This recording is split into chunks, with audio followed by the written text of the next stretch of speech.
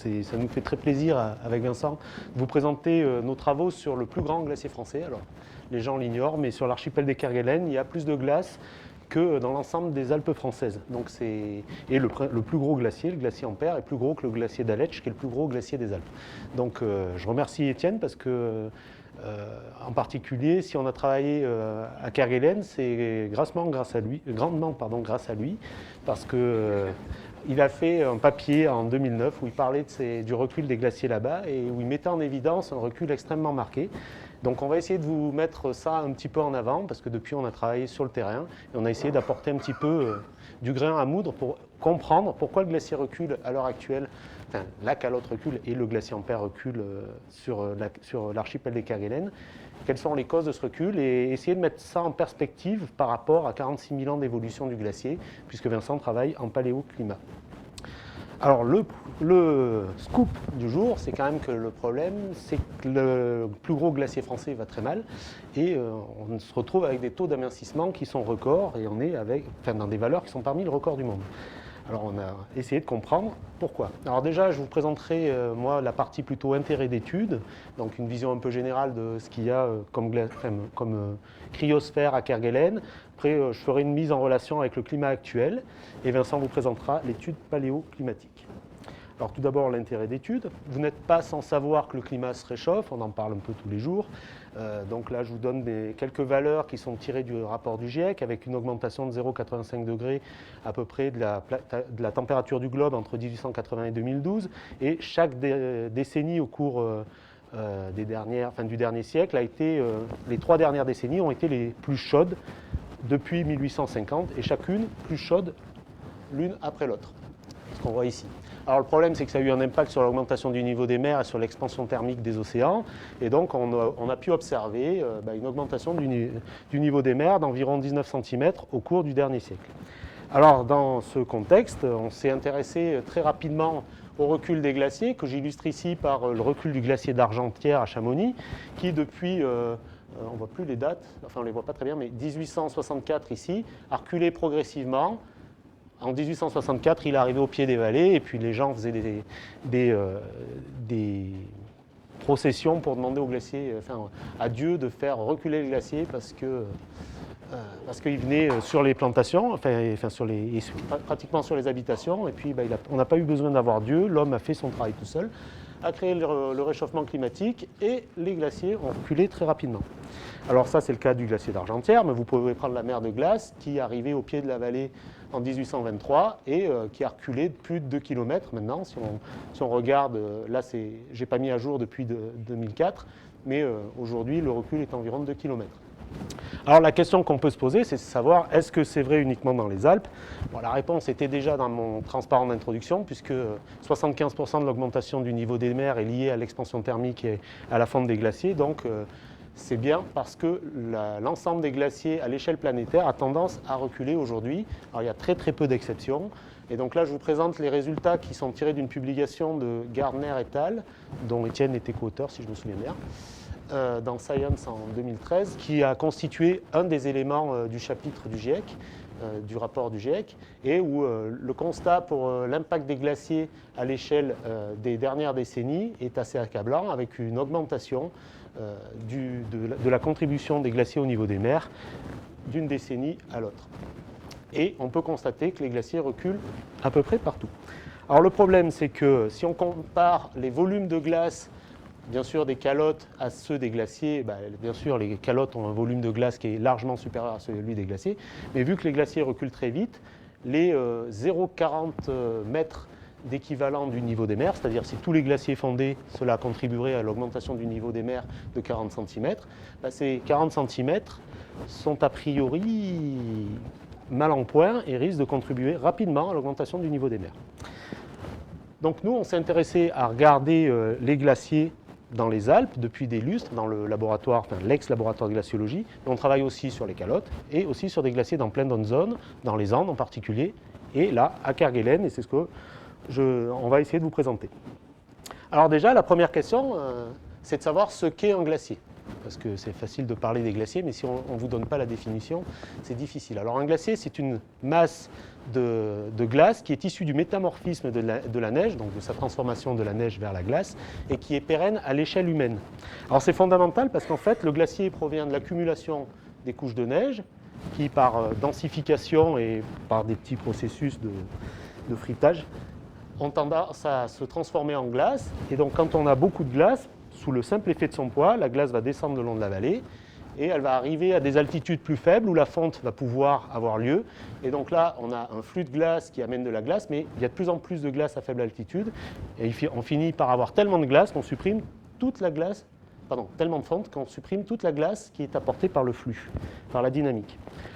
Alors en général, on a un front qui s'opère, mais parfois, si la fonte n'est pas suffisante, on peut arriver à amener la glace jusqu'à des lacs ou jusqu'au niveau des mers. Et dans ce cas, on a un vélage d'iceberg, on a un décrochement d'iceberg. On appelle ce processus le vélage. Et c'est un processus un petit peu complexe parce qu'il peut contribuer énormément à la perte de glace du glacier. Alors, quand on regarde le glacier, on sépare la zone d'accumulation où il y a un apport d'eau par accumulation de neige, la dynamique qui fait le transfert vers l'aval, et la zone basse où on a une perte de masse par ablation, et puis donc en bas, le phénomène de vélage. Alors, nous, ce qui nous intéresse en glaciologie, c'est d'essayer de regarder quel est l'état de santé du glacier, et pour connaître cet état de santé, ce qu'on regarde, c'est toujours son bilan de masse, qui est en fait le bilan comptable, pur et simple, des quantités d'eau qui sont apportées. Donc on a des gains par précipitation neigeuse ou par condensation solide, donc l'inverse de la sublimation. Ou alors on a des pertes qui sont soit par sublimation, fonte ou par vélage.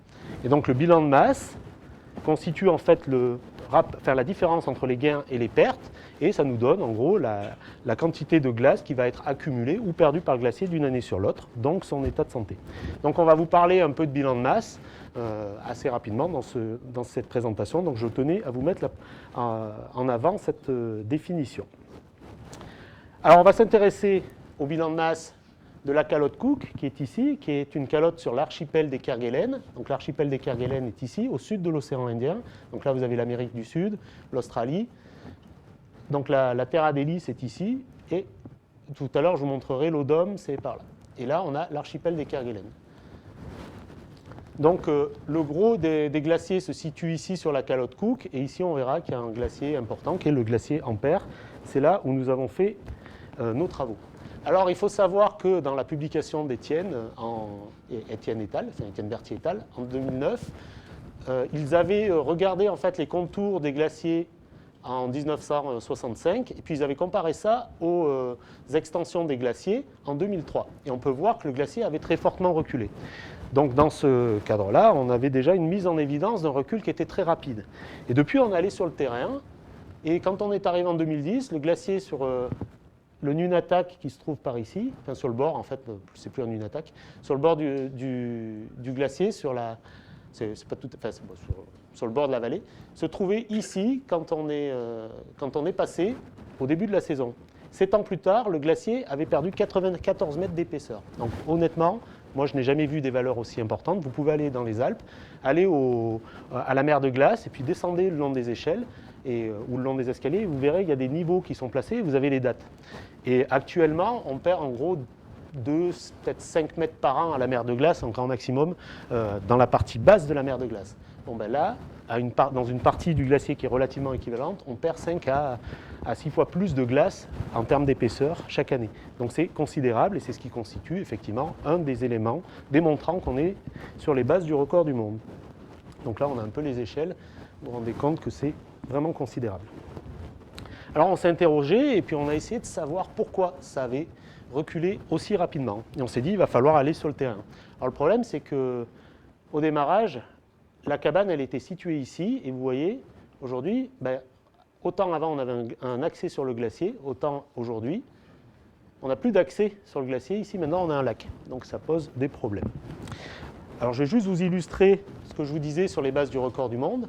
Donc ça, c'est issu du papier qu'on a fait en 2016, où on comparait les bilans de masse, donc les pertes de glace, des glaciers à peu près aux mêmes latitudes dans l'hémisphère nord, enfin des glaciers et calottes, dans l'hémisphère nord et dans l'hémisphère sud. Et on se rendait compte que ce qui était donné sur la calotte Cook était comparable aux calottes qui se situent à peu près aux mêmes latitudes en Patagonie et qui constituaient les records du monde de l'époque. Et on s'est dit, bon bah oui, il y a un scoop, il y a quelque chose à regarder dans ce secteur-là, il ne se passe pas quelque chose de très normal. Et depuis, on a eu des mises à jour un petit peu des valeurs, et les valeurs qui étaient données là ne sont plus vraiment d'actualité. Sur la Patagonie, en fait, les valeurs qui ont été mises à jour par Inès Dussaillant, qui est en thèse avec Étienne, montrent qu'on a plutôt des valeurs plus faibles. Et par contre, quand on regarde les valeurs qu'on peut tirer sur les images, les dernières images, alors si je me souviens bien, c'est Pléiade, qu'Étienne a regardé, on serait plutôt sur des valeurs de perte de masse encore plus importantes à Kerguelen. Donc on est dans une confirmation d'une valeur extrêmement négative. Donc là, nous, ça nous a alarmés et on s'est dit, il faut aller travailler sur la compréhension des processus de recul de ce glacier. Donc je vais essayer de vous présenter rapidement comment fonctionne le glacier à Kerguelen et quelles ont été les causes du recul dans cette seconde partie. Alors on est parti sur le terrain et je vais vous montrer un peu des photos parce que c'est quand même assez agréable de voir ce que c'est Kerguelen parce que je pense que peu de monde ici a eu la chance d'y aller et c'est quand même un endroit bien sympa. Donc le glacier est ici. Et comme je vous disais, la cabane où les gens comme Vallon, à l'époque, avaient fait des mesures, Michel Vallon, Poggi, etc., avaient fait des mesures. Ils avaient fait des mesures à partir de la cabane ici, qui est sur la Mortadelle, qui est ce sommet en fait. Et ils partaient sur le glacier directement. Nous, le problème, c'est que le glacier est là, et vous voyez, là, il y a une falaise qui fait 200 mètres, et puis après, il y a un lac. Donc c'était déjà un peu compliqué. Alors déjà, on arrive en bateau. On est déposé au bout de la plaine d'Ampère et puis il faut remonter, il faut traverser des rivières. Donc ici maintenant il y a même des câbles qui ont été installés parce qu'à une époque il y a eu quelqu'un qui a été emporté avec son sac à dos et qui est décédé.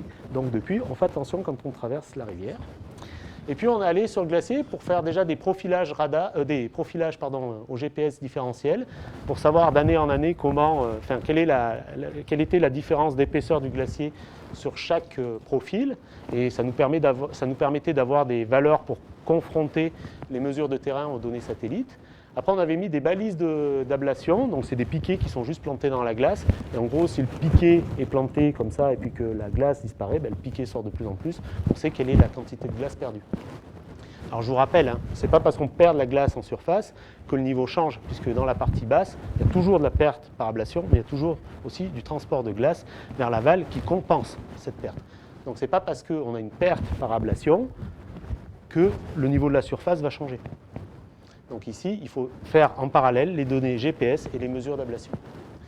À côté de ça, pour comprendre ces valeurs, on a mis des stations météo. Alors une pérenne à côté de la cabane de la Mortadelle et une autre station météo qu'on a installée ici, mais qu'on n'a installée que pendant les campagnes d'été parce que sinon l'hiver elle allait disparaître.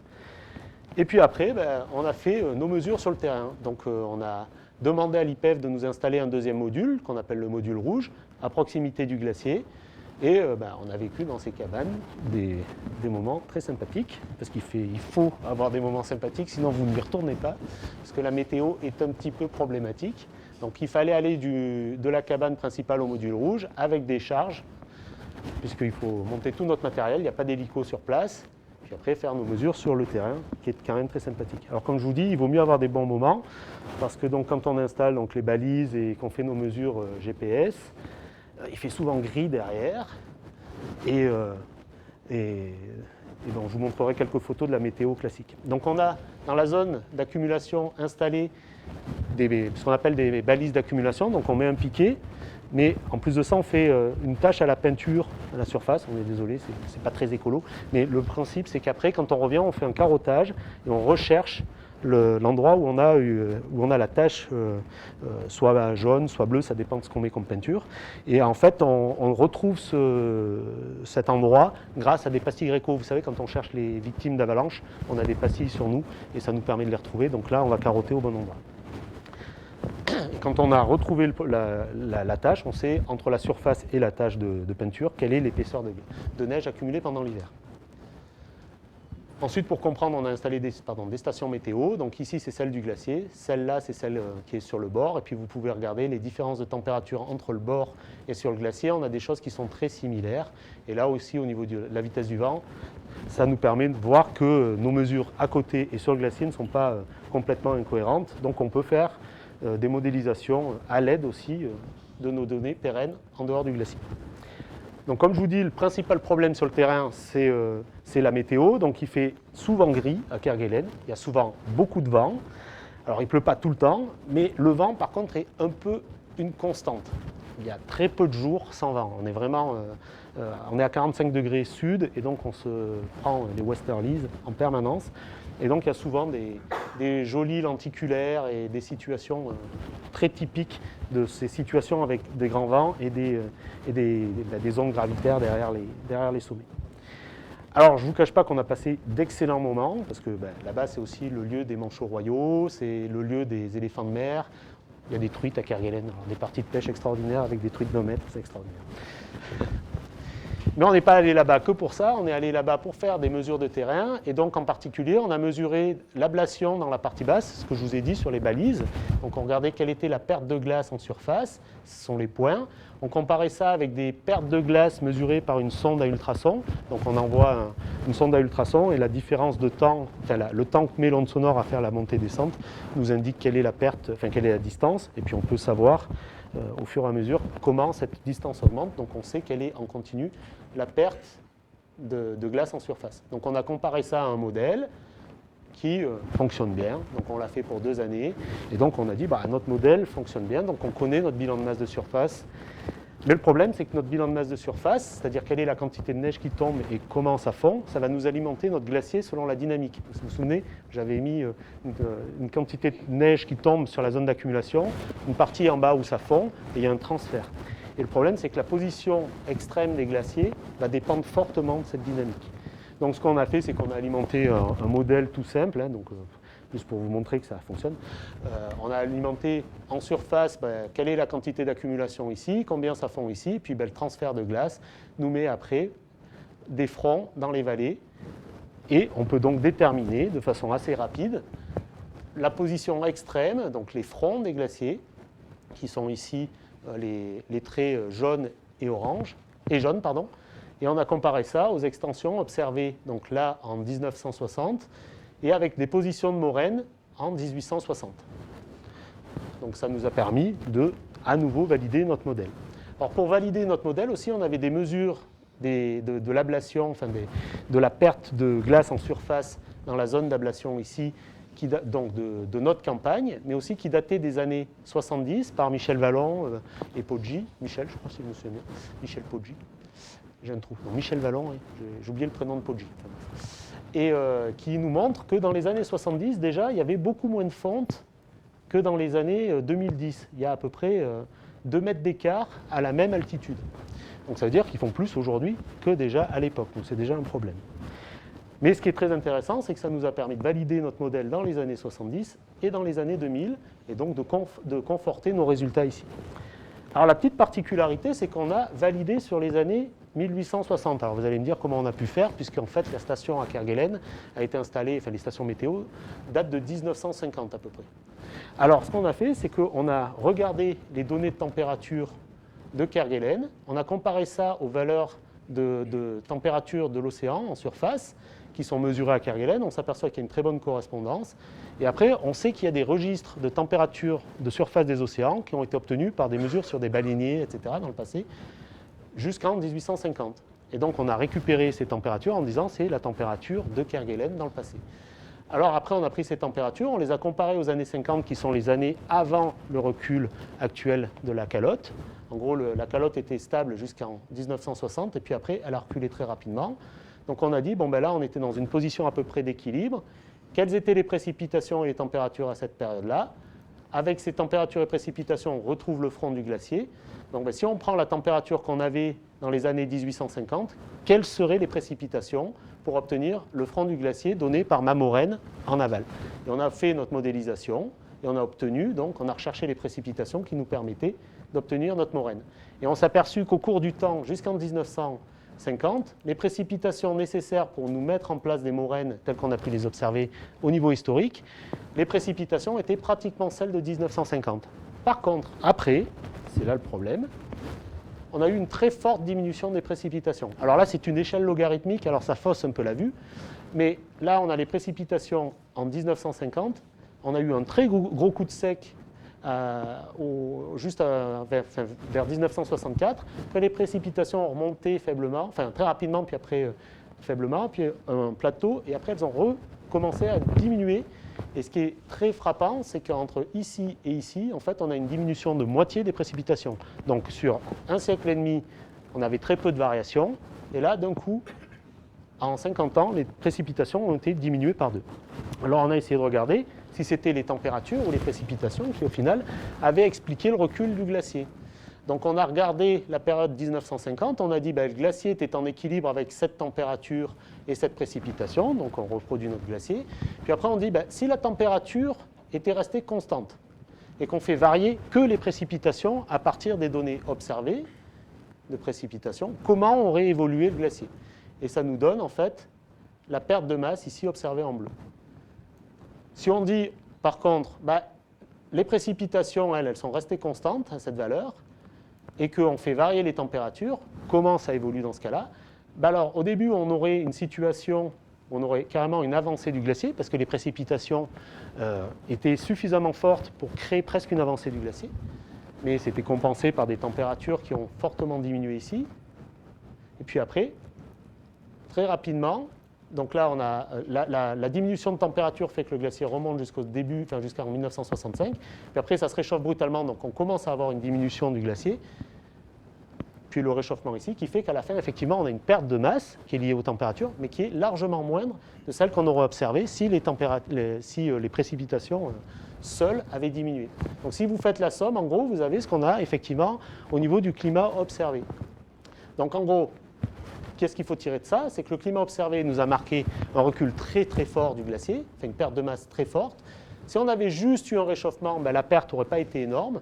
Par contre, ce qui a créé vraiment la perte, c'est les précipitations. Et si on fait l'écart entre ces deux valeurs, on peut estimer en gros le pourcentage associé aux précipitations. Alors c'est ce qu'on a fait.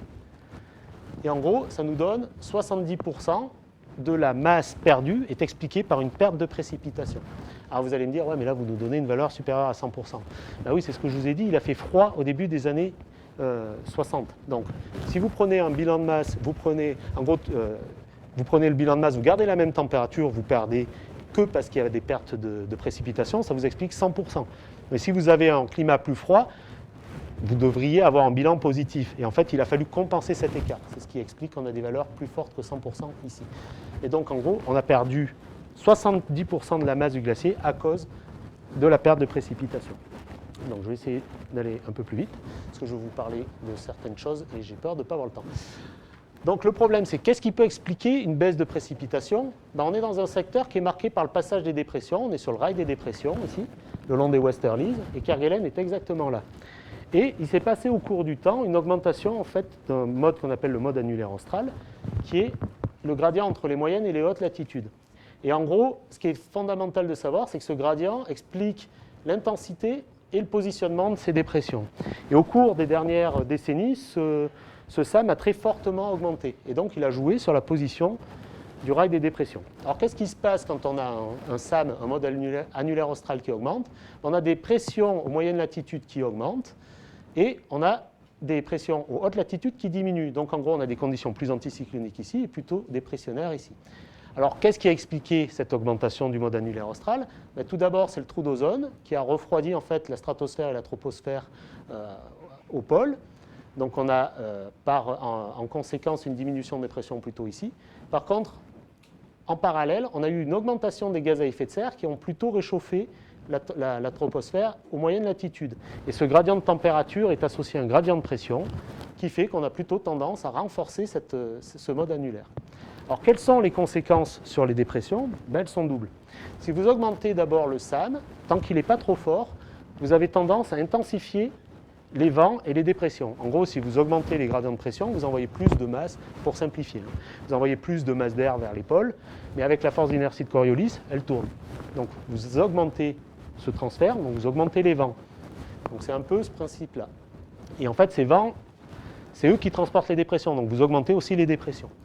Après, le problème, c'est que si vous augmentez trop le SAM, vous avez aussi tendance à les déplacer vers le sud. Parce que vous augmentez le gradient, en fait, vous avez tendance à resserrer l'anneau, quoi.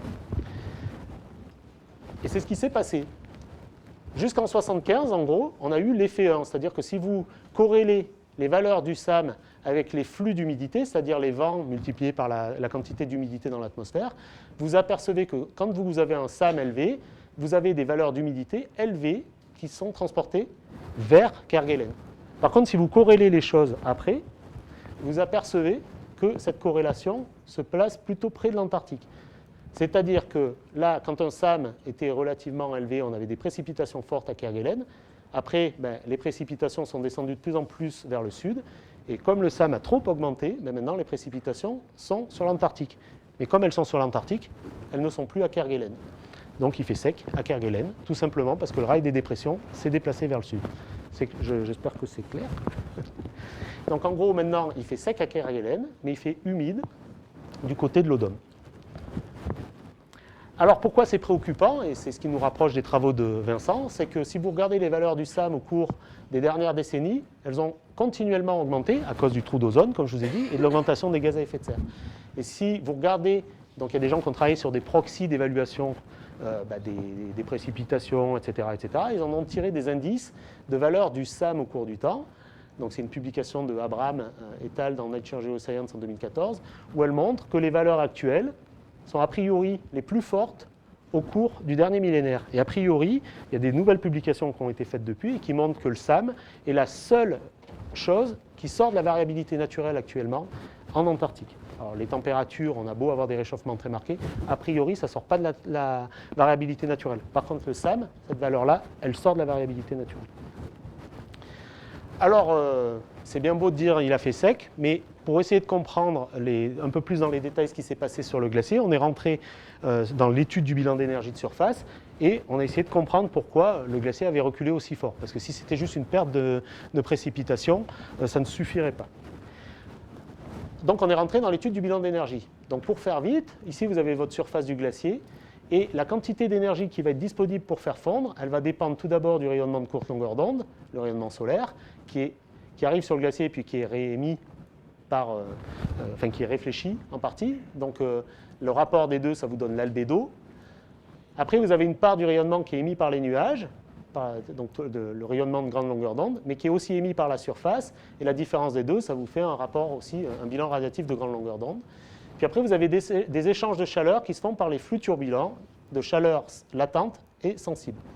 Et donc le tout, si vous avez des valeurs qui sont positives, ça va contribuer à vous provoquer de la fonte.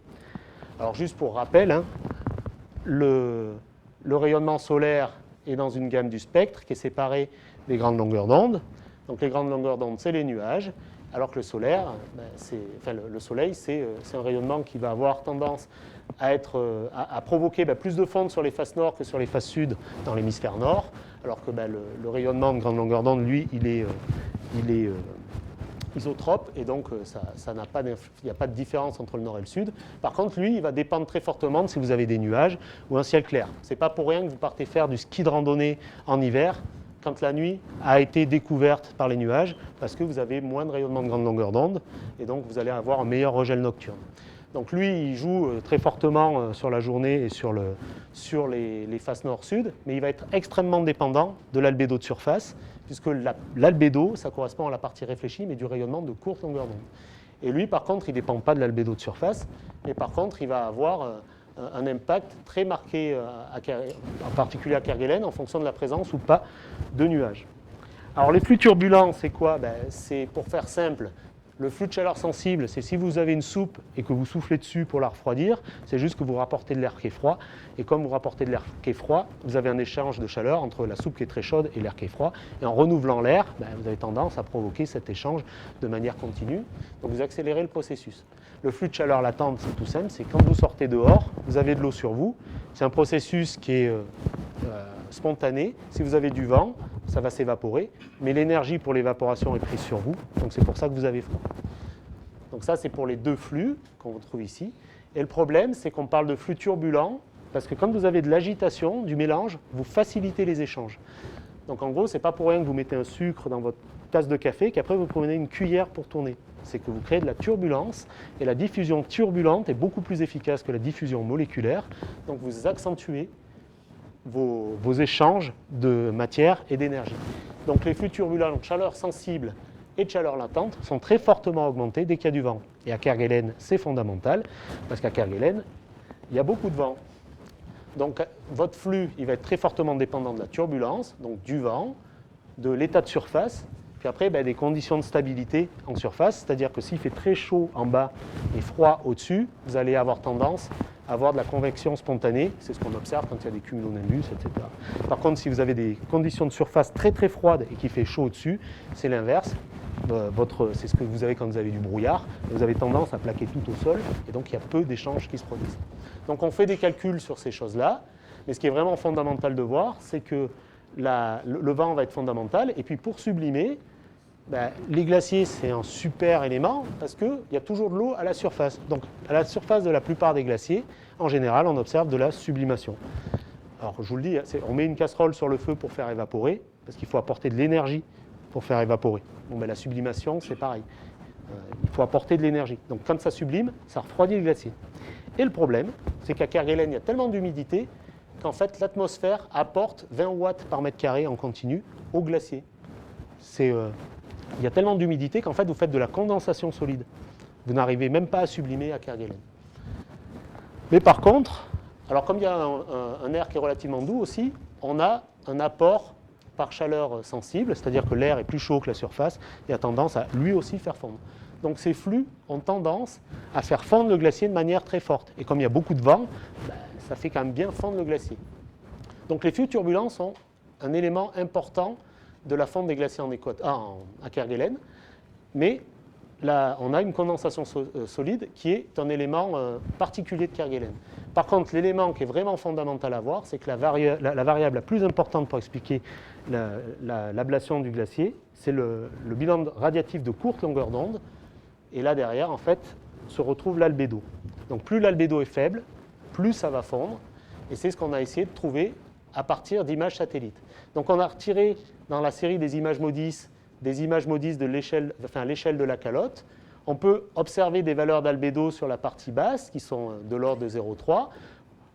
Après, des valeurs qui sont aux alentours de 0,5, 0,6, puis au sommet, plutôt 0,7, 0,8. Donc là, c'est la neige, là, c'est le névé, et là, c'est la glace. Alors, on a essayé de séparer chaque zone par une valeur seuil. Et cette valeur seuil, donc on a fixé des valeurs qui sont à 0,55, 0,65. Et on a comparé à une image spot de la zone. Et on s'aperçoit vraiment quand on est... Donc là, c'est la limite à 0,55. Là, la limite à 0,65. Et on s'aperçoit qu'on a vraiment une bonne séparation des zones de neige, névé et de glace. Alors, si on a de la glace, ça fond beaucoup plus vite que si on a de la neige. Donc on a essayé de suivre la ligne de neige au cours du temps. Et ce qui s'est passé, c'est que comme il n'y a plus de précipitation, on n'a plus d'accumulation de neige. Mais comme on n'a plus d'accumulation de neige, la neige disparaît. Et en disparaissant, on a plein de zones qui se retrouvent avec de la glace, donc d'albédo plus faible. Donc le glacier recule très vite. Donc en gros, vous n'avez plus de précipitation, donc vous n'alimentez plus votre calotte. Et en plus de ça, vous la faites fondre à fond la caisse parce que l'albédo a très fortement diminué. Et le recul est tellement rapide que si vous regardez entre les images MODIS de 2001 et de 2012, on voit que le glacier a reculé sur ces images-là. Alors, je vais passer assez vite. Mais en gros, donc, quand on a regardé sur le climat récent, on a vu que c'était lié à un assèchement, que le recul du glacier était lié à un assèchement. Ça nous avait donné ces courbes-là. Donc, si on a de l'assèchement seul, c'est celle-là. Si on a du réchauffement seul, c'est celle-là. Et puis, on a essayé de comparer avec les modèles climatiques. On a essayé de dire, mais on veut regarder l'évolution future des glaciers. Qu'est-ce qui peut se passer sur Kerguelen dans le futur avec un climat qui change? Et le problème majeur qu'on a à Kerguelen, c'est qu'il se trouve exactement situé dans le rail des dépressions. Et le problème, c'est qu'on sait que le rail des dépressions n'est pas extrêmement bien détaillé dans les modèles climatiques. Donc on s'est dit, si on veut regarder comment évoluera le glacier dans le futur, qu'est-ce que peuvent dire les modèles de ces mythes? Donc là, je vous présente en fait une enveloppe. Donc ici, vous avez les observations sur le terrain. Là, c'est la courbe si on n'avait que des précipitations. Ici, la courbe si on n'avait que du réchauffement. Et là, l'enveloppe, donc la rose Et la bleue, en fait, ça correspond à 90% des modèles CMIP, et là, l'ensemble des modèles CMIP. Vous regardez que les modèles, ils vous donnent un peu tout et n'importe quoi. Et ici, si vous prenez la moyenne des modèles CMIP, ils représentent en fait simplement le réchauffement. Ils sont incapables de reproduire la perte de masse associée à l'assèchement. Donc les modèles CMIP actuellement ne sont pas capables de reproduire la perte de masse à Kerguelen. Donc si c'est vrai aujourd'hui, c'est vrai aussi pour le futur. Donc on a un peu des soucis pour le futur. Donc là c'était juste pour vous montrer. Donc là c'est tous les modèles CMIP et la moyenne. Alors là, le pire, c'est que pour pouvoir faire cette étude-là, on a débiaisé les modèles. C'est-à-dire qu'on a pris les modèles CMIP, et comme ils avaient des températures en général qui étaient trop élevées ou trop faibles, on les a ramenés aux températures du terrain, observées sur le terrain. Et on a fait pareil avec les précipitations. Mais si on avait pris les données brutes, on aurait ces valeurs-là. Donc des trucs qui seraient complètement à côté de la plaque. Ça veut donc dire que pour étudier le futur, les données de CMIP sont assez douteuses. C'est pourquoi on a commencé à réfléchir à comment contraindre les modélisations, et on s'est intéressé à l'existence d'équivalents dans le passé. C'est pour ça qu'on a fait des datations cosmogéniques et de blocs erratiques sur des moraines. Donc je laisse la place à Vincent. J'espère que je n'ai pas trop dépassé. Donc un petit peu de paléo cette fois. Je vais gagner un peu de temps. Donc quelques images de terrain que Vincent aurait pu vous montrer. Donc en effet, une météo clémente à Kerguelen, et puis voilà, du travail extrêmement difficile sur le terrain, comme vous pouviez le constater. Plus sérieusement, donc une présentation qui sera à nouveau ciblée sur le contexte, mais cette fois paléo, et puis quelques résultats ciblés sur cette question, et puis un certain nombre de questions qui sont apparues récemment, et bon, donc c'est un travail en cours, donc on n'a pas encore les réponses, mais j'espère bien qu'on va trouver quelques réponses à un certain nombre de questions, bien entendu. Un certain nombre de partenaires qui ont travaillé avec nous, bon, bien entendu l'IGE, mais aussi le CEREJ pour les datations Cosmo, et le LSCE pour les simulations climatiques notamment. Alors, pourquoi travailler à Kerguelen ? Il y a bien entendu des questions glacio-climatologiques que je vais évoquer aujourd'hui, mais on a aussi des questions étho-biologiques. Pourquoi ? Parce qu'on a un certain nombre d'espèces à Kerguelen qui sont endémiques, et les collègues éthologues ou spécialistes donc, du manchot ici, ou du fameux chou de Kerguelen, se posent la question de l'évolution génétique de ces espèces, et est-ce que Kerguelen a été à un moment totalement recouvert par la glace avec une remise à zéro du système, ou au contraire, est-ce qu'on avait des îlots déglacés permettant à un certain nombre d'espèces de survivre dans des conditions un peu extrêmes. Alors ça, c'était l'aspect éthologique. D'un point de vue climato et géographique, on a d'autres problèmes. C'est qu'on a une bonne connaissance des glaciers en Patagonie et en Nouvelle-Zélande, essentiellement.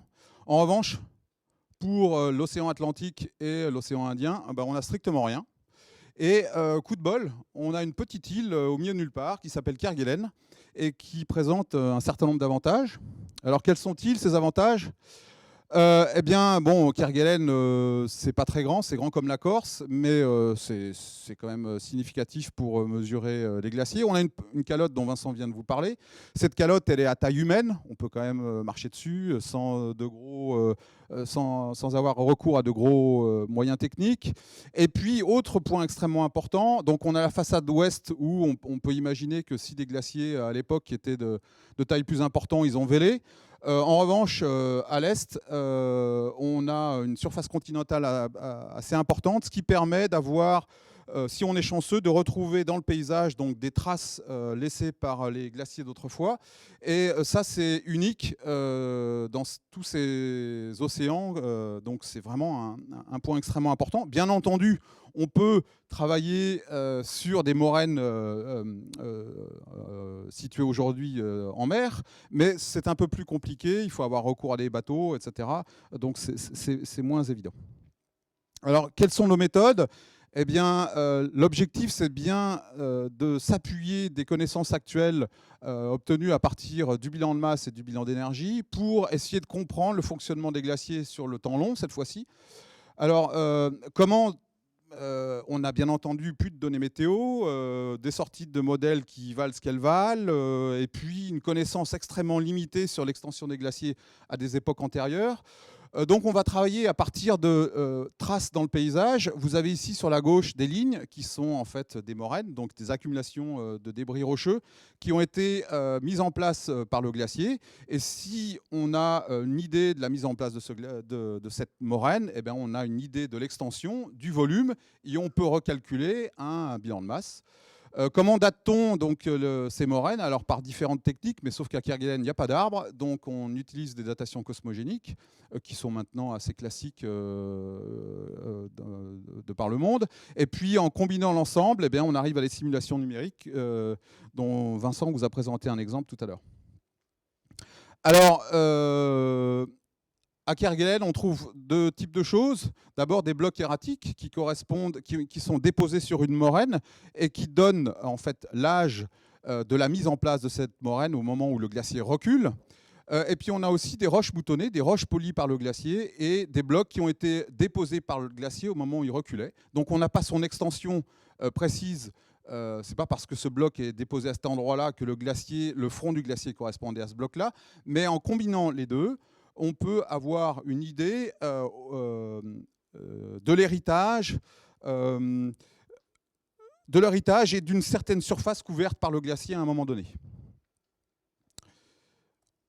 Alors, Kerguelen, c'est grand comme la Corse, donc on a fait un certain nombre de missions depuis 2011. Vous les avez toutes là, un peu numérotées. Alors sur des îles, autour de la calotte Cook, bien entendu, puis à Rallier-du-Bâti plus récemment. Vous avez ici le nombre d'échantillons qu'on a prélevés. C'est en gros entre 2 mois et 2 mois et demi pour une quinzaine d'échantillons. Donc il nous en reste encore pour une bonne partie, au moins jusqu'à la fin de l'année, sans problème. En jaune, des sites qui ont été déjà datés. Et puis on est retourné sur le terrain, donc par exemple sur Péninsule Courbet, le site numéro 1 ici. On avait déjà un certain nombre d'échantillons, puis on en a rajouté 20 comme ça pour se faire plaisir. Et puis à d'autres endroits, on n'avait aucune donnée. McMurdo par exemple, sur cette île ici. Et donc là, on espère avoir une connaissance assez fine de l'évolution des glaciers sur cette calotte. Alors moi, je travaille sur le temps long. Je suis un peu perdu dans mes échelles de temps. Donc j'aime bien avoir un petit peu des dates clés comme ça. Alors je vais vous présenter des résultats sur le petit âge de glace. Vincent vous a évoqué tout à l'heure l'évolution des glaciers dans les Alpes à cette époque-là. Moi j'ai mis la fameuse peinture de Bruegel l'Ancien pour marquer que donc, le climat dans les Alpes était extrêmement marqué. On a ensuite l'Holocène. Le début de l'Holocène, c'est quoi? C'est l'apparition de l'agriculture en Europe. Après ça, c'est un truc un peu bizarre qui s'appelle l'ACR, dont je reviendrai tout à l'heure. Et puis, je suis désolé, mon enfant était un peu dans l'âge préhistoire. Donc, c'est quoi le tardiglaciaire? C'est la disparition du tigre à dents de sabre. Le LGM, donc c'est la dernière phase de glaciation avec la fermeture de la grotte Chauvet. Et enfin, le pré-LGM, donc des époques antérieures en gros 21 000 ans. C'est la disparition de Néandertal et l'apparition de Homo sapiens vers 30 000 ans. Donc voilà un petit peu mon chronogramme. Alors commençons par le récent. Vous avez ici le glacier Ampère avec le petit carré qui correspond au refuge de la Mortadelle, hein, comme le fameux saucisson. Qu'est-ce qu'on voit? Donc cette photo a été prise dans les années 2000, si mes souvenirs sont bons. Vincent, tu me corriges? Tu sais, hein, c'est ça. Bon, bref, peu importe. Donc on a un front qui est ici, et puis là on a une extension correspondant au glacier dans les années 70. Et puis je ne sais pas si vous le voyez très bien, je l'ai surligné en noir ici. On a un certain nombre de traits qui correspondent à des moraines, donc à une extension antérieure du glacier. Et puis, on a une extension dite M1, c'est-à-dire l'extension maximale du glacier à une certaine époque. Et quand on a des âges, on constate que cette extension correspond au dernier millénaire. Alors, l'incertitude est assez élevée parce que, contrairement à d'autres sites dans les Alpes notamment, ici, on a travaillé avec du chlore et on a des problèmes d'incertitude sur le taux de production. Donc, on a des incertitudes élevées de l'ordre de plus ou moins 200 ans. On est en train de travailler sur cette question pour un petit peu affiner les choses. Donc, qu'est-ce qu'on retient de cette information? Le dernier millénaire a comme dans les Alpes, étaient enregistrés sur le glacier de la calotte Cook, avec une avancée assez importante. Assez importante. Voilà. Passons à l'Holocène cette fois-ci, donc les 10 000 dernières années. Eh bien, là, on a des résultats un petit peu surprenants. Pourquoi ? Donc on retrouve cette même figure que tout à l'heure, hein, avec le front en 70, la moraine du dernier millénaire. Et puis, en fait, la fonte du glacier depuis les années 90 a fait apparaître un certain nombre de tourbes. Et ces tourbes sont datées entre le milieu de l'Holocène et le début de l'Holocène, c'est-à-dire entre 10 000 ans et 5 000 ans. Si on a de la tourbe à cet endroit-là, ça veut dire que le glacier était plus petit qu'aujourd'hui. Donc ça, c'est un peu surprenant. Depuis 10 000 ans, autrement dit, au début de l'Holocène, donc à l'apparition de l'agriculture en Europe, eh bien, le glacier était petit. Et puis, pendant la première moitié de l'Holocène, il était toujours petit. Et puis, la seconde partie de l'Holocène, il s'est mis à avancer avec un maximum au dernier millénaire. Donc ça, c'est un fonctionnement un petit peu surprenant, parce qu'on n'a pas ça dans les Andes, parce qu'on n'a pas ça dans les Alpes, parce qu'on n'a pas ça ailleurs en zone subantarctique. Je continue à remonter ma chronologie. Donc tout à l'heure, je vous ai dit qu'on avait une période qui s'appelait l'ACR, qui veut dire Antarctic Core Reversal. Donc là, qu'est-ce qu'on a ? Je vous montre un graphe avec ici l'échelle de temps, ici les températures, en noir les températures à N-Grip, donc au Groenland, et ici les températures enregistrées en Antarctique. Et en dessous, vous avez l'évolution des températures dans l'hémisphère sud, à partir d'une assimilation de données d'origine différente. Donc en rouge, l'hémisphère sud, et en noir, l'hémisphère nord. Et que constate-t-on sur cette période correspondant à mes deux boîtes là ? On a une évolution extrêmement contrastée. On a dans l'hémisphère sud, entre 14 500 ans et 12 500 ans, une évolution progressive des températures, tandis que dans l'hémisphère nord, on a un réchauffement brutal. À l'inverse, ce réchauffement brutal s'interrompt et on a à nouveau une inversion des températures, donc avec un net refroidissement dans l'hémisphère nord, qui n'est pas aussi marqué dans l'hémisphère sud. Donc que s'est-il passé ? Eh ben, pendant cette période-là, donc où les températures ont légèrement évolué, mais elles étaient plus froides que dans l'hémisphère nord, eh bien, les glaciers, bien entendu, ont été sensibles à cette évolution, avec un certain nombre de moraines qu'on a datées, qui correspondent à cette période de temps. Donc vous avez ici l'extension du glacier au dernier millénaire, avec la calotte Cook, et puis ailleurs, sur l'archipel, des traces évidentes d'extension extrêmement importante de la calotte, à ce coup de froid en Antarctique. Alors vous l'avez sur la calotte, mais vous l'avez aussi à Ralier-du-Baty. Et puis, plus au sud, un petit glacier qui a créé cette moraine au coup de froid de l'Antarctique. Le dernier maximum glaciaire, rappelez-vous, ce sont les mammouths dans les Alpes, les glaciers qui vont extrêmement bas dans les vallées. On s'attendait bien entendu à ce que l'ensemble de Kerguelen soit recouvert par les glaces. Eh bien non, en fait. Vous voyez qu'on a un certain nombre de témoins ici qui montrent que, comparativement à cette période du coup de froid de l'Antarctique à 13 000 ans, 19 000 ans, le glacier était certes de taille plus... La calotte avait certes une taille plus importante, mais il restait un grand nombre de parties de l'archipel qui étaient absolument sans glace.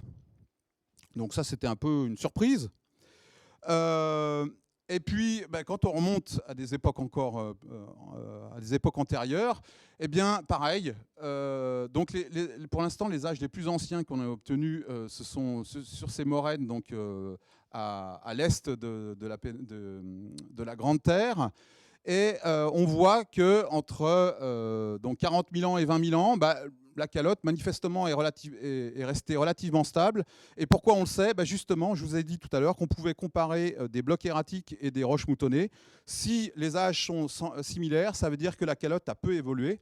À l'inverse, si on a différence entre des blocs erratiques et les roches moutonnées, ça veut dire que le glacier a pu reculer fortement puis réavancer par la suite, mais là, ce n'est pas le cas. Donc on sait qu'entre 40 000 ans et 20 000 ans, eh bien, la calotte est restée relativement stable. Bon, ça nous donne un peu une idée de l'évolution des glaciers à Kerguelen, mais est-ce que c'est vraiment original? Est-ce que c'est vraiment intéressant de passer des jours et des jours en bateau pour casser des cailloux et puis après passer des jours et des jours en laboratoire pour analyser des cailloux? Je ne sais pas. Et la bonne réponse à cette question, c'est de comparer avec ce qu'on sait ailleurs. Donc je vais vous prendre tout d'abord un exemple en Nouvelle-Zélande et ensuite en Antarctique. Et puis gardez en tête que la Patagonie se comporte comme la Nouvelle-Zélande. Alors, petit rappel, hein, donc Nouvelle-Zélande, ce sont des glaciers qui sont de taille limitée. On n'a pas une calotte, mais bon, c'est à peu près comparable à ce qu'on observe à Kerguelen aujourd'hui. Alors, vous vous rappelez, c'est la figure que je vous ai présentée tout à l'heure, avec donc une extension au dernier millénaire ici, et puis la tourbe montrant que le glacier était plus petit au début de l'Holocène. Qu'en est-il en Nouvelle-Zélande? La situation du glacier Cameron, qui montre une évolution totalement différente. Pourquoi? Le glacier était là à 10 000 ans, il a reculé à 9 000, 8 000, 7 000, et puis le petit âge de glace. Donc lui, il n'a fait que reculer. Et l'extension maximale était bien au début de l'Holocène, alors que là, à Kerguelen, la taille était extrêmement réduite. Donc on a ici, à quelques centaines de milliers de kilomètres, mais aux mêmes latitudes, des comportements extrêmement différents de ces deux zones. Ça veut dire quoi? Ça veut dire qu'on ne peut pas se limiter à quelques observations sur un glacier en Nouvelle-Zélande pour tirer des conclusions, au moins à une échelle régionale. Si je compare maintenant l'évolution sur l'ensemble de ma chronologie disponible, donc on a aussi une bonne connaissance des glaciers en Nouvelle-Zélande sur le temps long, en utilisant les mêmes méthodes des datations cosmogéniques. Ce sont les triangles rouges que vous avez ici. Et donc on a le temps et puis une échelle relative entre une ligne rouge qui est, quand le glacier est au-dessus, il est plus grand qu'aujourd'hui, et puis quand il est en dessous de la ligne rouge, il est plus petit qu'aujourd'hui. Donc on voit bien qu'au début de l'Holocène, le glacier était plus petit qu'aujourd'hui à Kerguelen. Puis manifestement, la taille a augmenté pendant l'ACR. Et puis l'évolution entre le 40 000 ans et l'ACR était relativement stable. On a en revanche un comportement un petit peu différent en Nouvelle-Zélande, avec certaines périodes qui sont synchrones. Oui, le coup de froid en Antarctique a été bien enregistré. Le coup de froid en Antarctique a bien été enregistré en Nouvelle-Zélande et à Kerguelen. Ici aussi, ça c'est l'extension maximale de la calotte, mais par moment, on a des phases asynchrones claires, comme ici, vers 30 000 ans. Donc, des moments où ces deux régions se sont comportées de manière synchrone et d'autres pas. Regardons ce qui se passe maintenant en Antarctique. Alors, j'ai mis ici que quelques dates, bien entendu, parce qu'elles font, en fait, pour des raisons pratiques, elles sont toutes situées autour des zones où on a des bases scientifiques. Donc on a une bonne connaissance de l'évolution de la calotte antarctique, en Antarctique de l'Ouest et Antarctique de l'Est. Vous avez ici deux couleurs. En rouge, l'Holocène, donc les 10 000 dernières années. Je me suis planté. Donc 10 000 dernières années et 20 000 dernières années. Et en bleu, des âges supérieurs à 20 000. Que voit-on ? Que sait-on sur l'évolution de l'Antarctique de l'Ouest? Eh bien, on a un retrait progressif pendant l'Holocène. Ça vous rappelle quoi? Ça vous rappelle la Nouvelle-Zélande et la Patagonie. Ah, ça tombe bien, j'ai les glaciers qui sont juste à côté. Ouf. Que se passe-t-il en revanche dans l'Antarctique de l'Est? On a un fort retrait pendant le début de l'Holocène et le milieu de l'Holocène, puis une avancée pendant le dernier millénaire. Tiens, ça c'est bizarre, ça me rappelle quelque chose. Kerguelen. Et ceci nous amène à deux questions. Pourquoi on a un comportement synchrone avec les régions subantarctiques en Antarctique de l'Est? Ça reste encore à expliquer. Pourquoi on a en revanche des comportements différents sur des périodes clés que je vais exposer maintenant. Donc, pour résumer, Kerguelen, pour certaines périodes de son histoire, a eu un comportement synchrone avec l'Antarctique de l'Est, tandis que l'Antarctique de l'Ouest, elle, se comporte, pour certaines périodes de son histoire, de façon assez similaire à la Patagonie et à la Nouvelle-Zélande. Donc, pourquoi Kerguelen a un comportement différent de la Nouvelle-Zélande ? A priori, c'est qu'on a des variations régionales du climat, et la question, c'est qui est responsable dans tout ça ? Alors, je vais reprendre mon chronogramme, et puis je vais partir des choses extrêmement connues. Alors, pour le dernier millénaire, je vous l'ai dit, les incertitudes sont extrêmement élevées, donc on n'est pas vraiment capable de dire quoi que ce soit d'évident pour l'instant, puisqu'on a de plus ou moins 200 ans d'incertitude. Je peux être là, bon, peu importe. Ce qui est surprenant, c'est que malgré tout, on a eu des climats extrêmement contrastés dans l'hémisphère nord. C'est la découverte du Groenland par les Vikings au début du dernier millénaire, avec de la culture de vin en Angleterre. Et c'est le petit âge de glace dans les Alpes, donc pour la partie plus récente. Vous avez ici les éruptions volcaniques majeures, dont le Samalas en 1257, et puis ici l'intensité solaire. Et mes âges sur mes moraines ne permettent pas de faire quoi que ce soit comme conclusion. Mais ce qui est surprenant, c'est que j'aurais plutôt espéré que ça soit décalé vers le petit âge de glace. Manifestement, ce n'est pas le cas. Alors ça, on va retravailler là-dessus pour affiner les choses. Mais pour l'instant, bon, pour la partie du dernier millénaire, je ne suis pas capable de proposer un lien direct avec le climat. Bien entendu, Vincent vous a parlé du SAM. C'est certainement une piste à exploiter. Mais pour ça, il faut que j'ai des dates plus précises. Bon, ok, ça c'est un premier constat. Que constate-t-on sur les périodes plus anciennes, en revanche ? Ici, je vous montre l'évolution en watts par mètre carré de l'insolation à 60 degrés sud. Donc c'est un peu plus bas que Kerguelen, mais bon, ça ne change pas grand-chose. Et en toute logique, on pourrait supposer que l'extension de la calotte a été maximale au moment où l'insolation était la plus faible, donc vers 30 000 ans. Et puis après, un minimum secondaire vers 10 000 ans. Rappelez-vous, c'est à ce moment-là que le glacier est le plus petit. J'ai manifestement un bug déjà. Mais on va regarder ça en détail. Alors, l'extension maximale de la calotte, au moins pour sa face terrestre, c'est autour de 40 000 ans. La taille de la flèche donne l'incertitude, donc on est loin du minimum. Bon, premier bug, c'est un peu surprenant. Ensuite, j'ai le LGM, donc l'extension fameuse observée partout dans le monde, en hémisphère nord, en hémisphère sud, qui est entre 25 et 22 000 ans.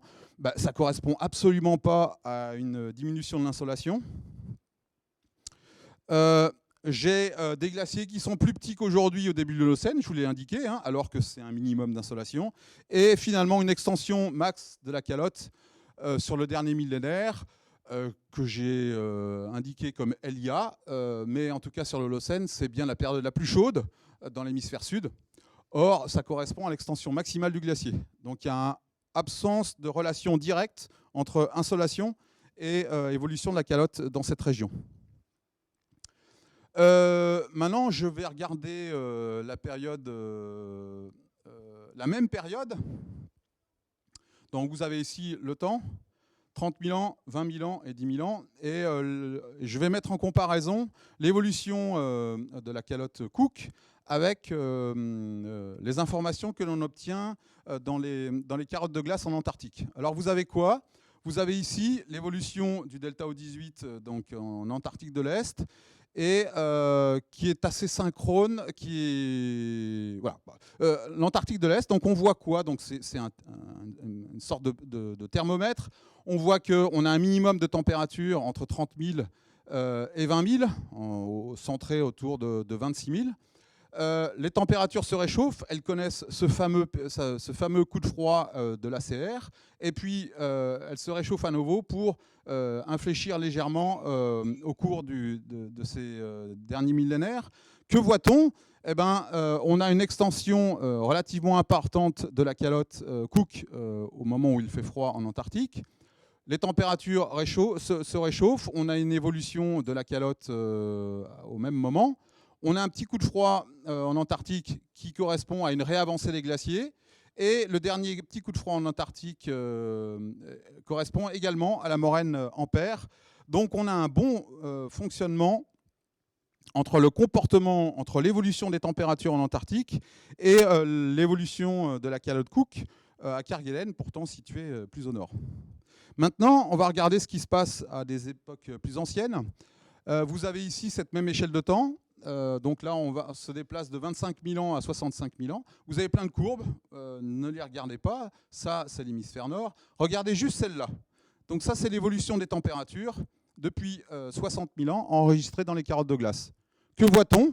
Eh bien, une tendance claire à un refroidissement au cours du temps.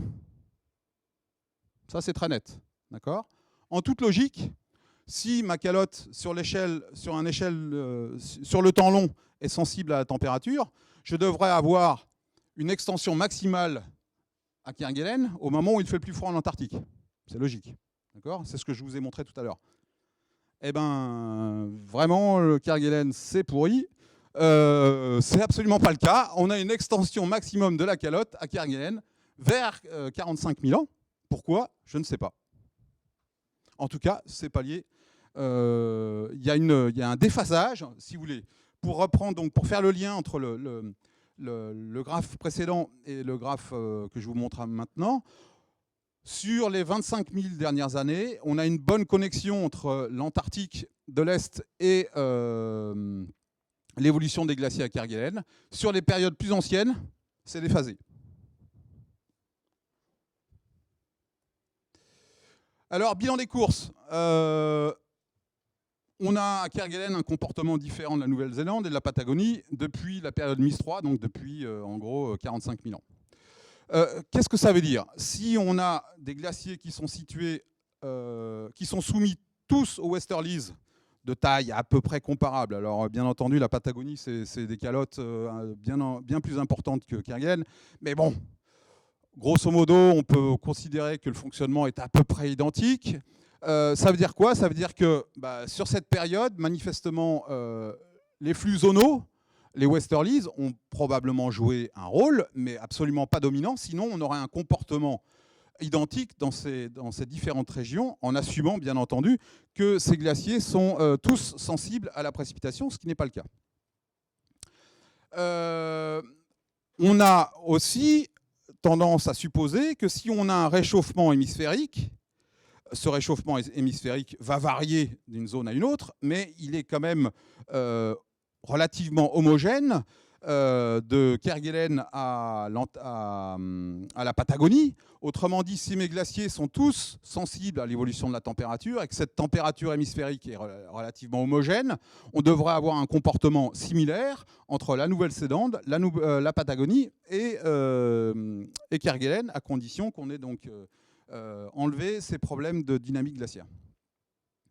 Chose surprenante, j'ai Kerguelen qui est en phase avec l'Antarctique de l'Est et pas l'Antarctique de l'Ouest. Bon, très bien.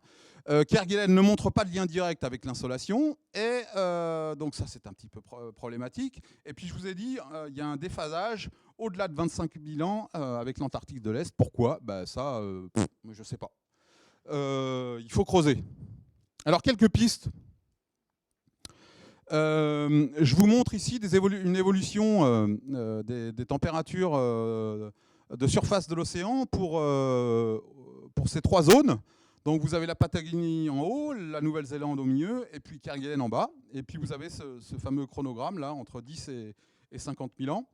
De toute évidence, quand on compare ces courbes, alors il n'y a pas énormément de reconstruction de SST dans cette zone, donc j'ai pris ce que j'avais.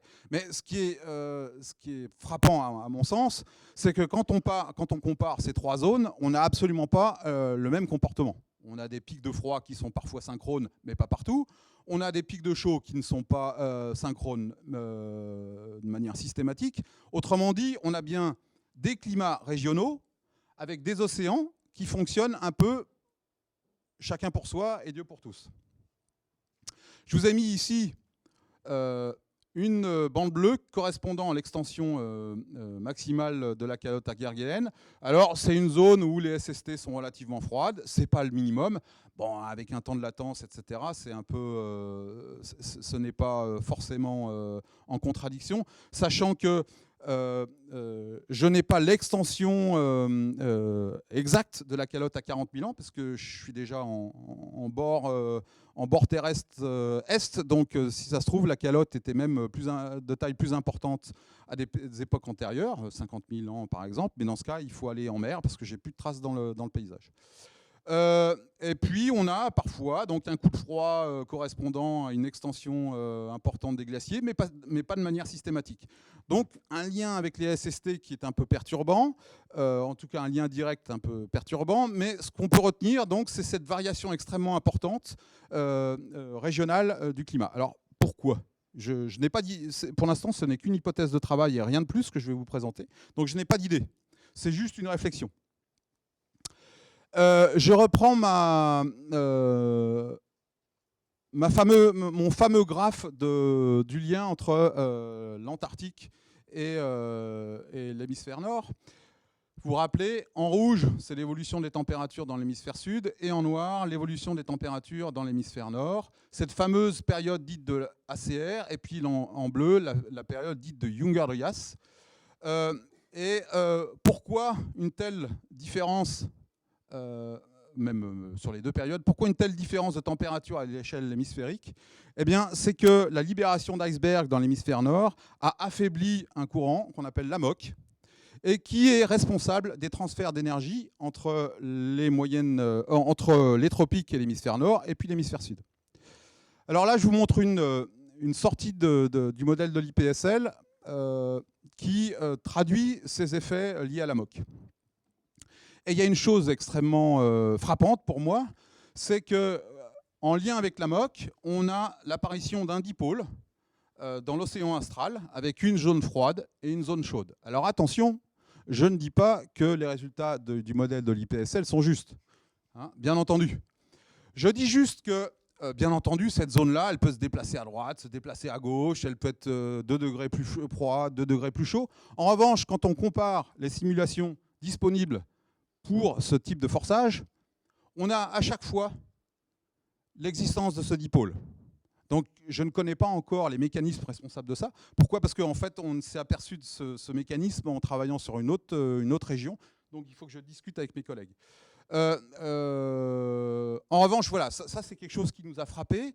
Et si je veux expliquer une asynchronie entre Kerguelen et la Patagonie, sachant que j'ai des westerlies qui sont toujours dans cette zone, alors certes, on a un shift qui est marqué à Kerguelen, qui est bien entendu, compte tenu de la forme du continent en Patagonie, en Nouvelle-Zélande, qui a des effets différents, mais ça pourrait être aussi une piste d'explication pour expliquer ce comportement différent à certaines périodes de l'histoire des glaciers à Kerguelen. Donc si je résume mon information, Vincent vous a montré qu'on avait un taux de fonte extrême à Kerguelen aujourd'hui, qui a des conséquences extrêmement importantes sur la faune et la flore. Pourquoi ? Parce que Kerguelen, c'est aujourd'hui la plus grande réserve naturelle, et les glaciers servaient de barrière de protection pour la migration des espèces. Il y a un certain nombre d'espèces invasives qui ont été apportées à Kerguelen, notamment des rennes. Ces rennes mangent les choux de Kerguelen. On est envahi, l'île est envahie par des millions et des millions de lapins. Jusqu'alors, le glacier était une barrière naturelle, infranchissable. Eh bien, au vu de l'évolution récente de la calotte, cette barrière ne sera probablement plus efficace très longtemps. Vincent vous a montré qu'on avait un rôle aujourd'hui essentiel des précipitations liées au shift donc, des westerlies, et que ceci donc avait des effets extrêmement importants sur la calotte. Qu'on était aussi totalement incapable pour l'instant de corriger correctement les sorties des modèles de climat de type CMIP 5. Donc les prévisions pour le futur sont à prendre avec des pincettes, au moins dans cette région, et puis dans d'autres régions soumises à ces effets de Westerlies. Donc voilà, ça c'est bien. C'est indispensable de comprendre ça si l'on veut mettre en perspective l'évolution de nos observations actuelles avec le futur. Mais attention, une chose évidente qu'on a toujours tendance à faire, c'est que nos observations, nos conclusions dépendent de nos observations. Si on a 3 ans de données, on va faire un certain nombre de conclusions. Quand on en a 50, eh bien, on voit les choses autrement. Et donc les observations actuelles, puisqu'elles portent uniquement sur une période de temps courte, font un focus sur la haute fréquence et au détriment de la basse fréquence. Donc ça, c'est des conclusions qui me semblent importantes, qu'il faut garder en tête, parce que si on veut avoir une compréhension fine des mécanismes sur le long terme, et vraiment s'affranchir des problèmes de... parce que la question centrale derrière, c'est est-ce que l'homme est responsable de ça?